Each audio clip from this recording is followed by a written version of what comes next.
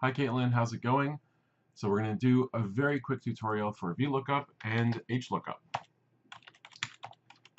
Okay, they basically work the same way, but VLOOKUP works side to side, and HLOOKUP works up and down. So let's say, for example, we have a gym membership. Okay, so these are the people who are in our gym. This is their customer ID number, and we have their name, phone number, and the date that they joined the gym, right? So what we want to do is when the person comes in and they give us their ID number, we want their name, phone number, and date joined to show up. And this could be the case if we have a million different entries, right? So let's make a little form, and we're going to use this to get our information. So here we're going to put name and phone number. Okay, so this is going to be our little form box. I'll just stick it inside a box like this. Okay, so the idea is that when I type a number into this box, the name and phone number shows up here. So VLOOKUP works like this. I type in equals VLOOKUP, and it says, what's the lookup value? What are we trying to match against this table? Now, it's important to know that whatever we match has to be on the left-hand side. So in this case, it's the numbers, the ID number. So I'm going to pick ID number. Okay, so when we type it into this box, we'll match it. Next, where is the information that we have? It's over here. Okay, so this is what it's going to look up against. Next, column index number means how many spaces over are we going to find the name. So in this case, the first one that we have is ID number, and the second one that we have is name. So I'm going to type in a 2. The last thing we're going to type in is, do we want an approximate match or an exact match? We want, if we type in 1, it's going to exactly find 1, not 2. So we're going to type in false. Okay? So that will give us an exact match. And then that's it. We hit enter. Then for the next one, we're going to type in equals VLOOKUP. Okay? Then the lookup value again is going to be B15.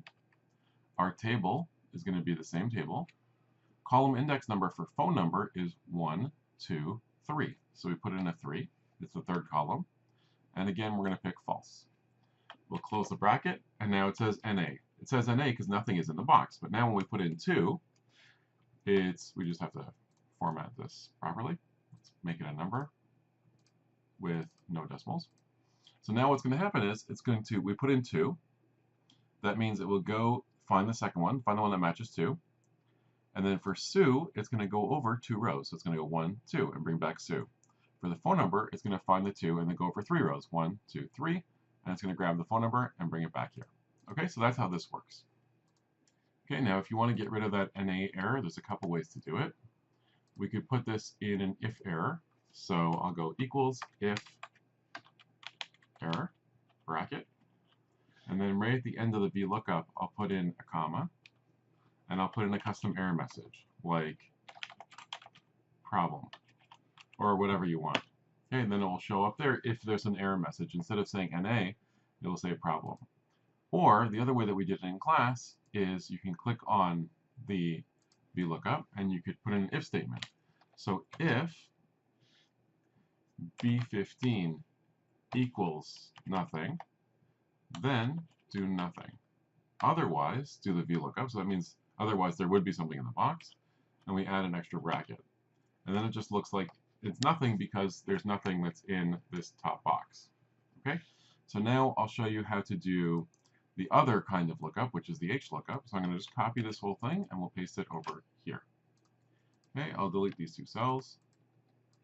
Okay, and let's start again. So this whole example that we have on this side is VLOOKUP.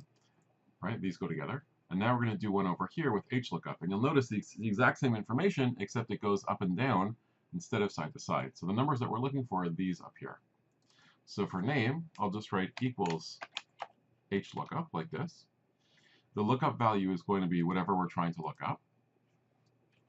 The table array will be these ones right here, because unlike here where the key that we're looking for has to be on the left, with HLOOKUP, the key that we're looking for has to be on the top. The row index number, this time we're counting down, whatever, like from the place that we're looking for. So we want to find name, that means it's 1, 2. The name is the second row. So we'll press 2, and again, we're going to type in false because we want an exact match. I'm going to close this and press enter, and we get the NA because nothing's in the box. So if I put in, let's say, 2 in the box, it will show up as Sue. If I put a 3 in the box, that's not what I want to do. If I put a 3 in the box, it will show up as Meg, right? Because it's bringing the second row from the top. We'll do the same thing over here. Equals H lookup, equals H lookup. There we go. Lookup value is going to be this one right here, I-20. Our table array will be our table, starting at the top row with the numbers, or whatever we're looking at by. Row index number for phone number is going to be 1, 2, 3, because it's the third row. So we'll put in a 3, and then we'll put in false. Okay, so this is going to bring us back the name and phone number for number 3, and then you'll see it works for number 4 and for number 5. Right? So basically, HLOOKUP will let us pick something on the top and then match a certain number of rows down, whereas VLOOKUP lets us pick something on the side and match a number of rows to the right. Okay, so that's how it works. I hope this makes things a little more clear about VLOOKUP and HLOOKUP. Let me know if you have any questions.